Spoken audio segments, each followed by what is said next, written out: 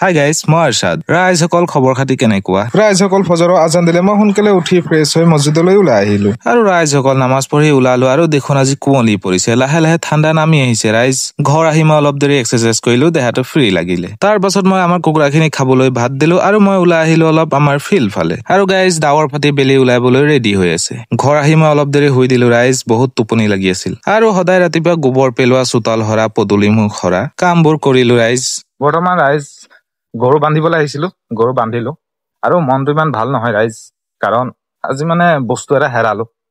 জীৱনৰ ভাল বস্তু এটা আশা নকৰো যে সেই বস্তুটো পাম বুলি। আৰু মোৰ ফুলখিনি পিয়াহত আছিলে, মই পানী খুৱাই দিলো আৰু পুখুৰী পাৰতে গৈ মোৰ কাপোৰখিনি ধুলো। কাম বনখিনি কৰি ৰাইজ ভোক লাগিলে আৰু আজি ৰাতিপুৱা আছিলে দাংবডি, আলু আৰু ৰুটি। আৰু আজি হয় শুক্ৰবাৰ। সোনকালে মই ফ্ৰেছ হৈ মছজিদলৈ ওলাই গলো, কাৰণ আজি জুম্মা আছে। জুম্মা পৰা আহি দুপৰীয়া সাজখিনি বনালো আৰু আজি ভাজি আছে ডিম আলু। তো ৰাইজসকল আকৌ লগ পাম, এণ্ড ফলো মি।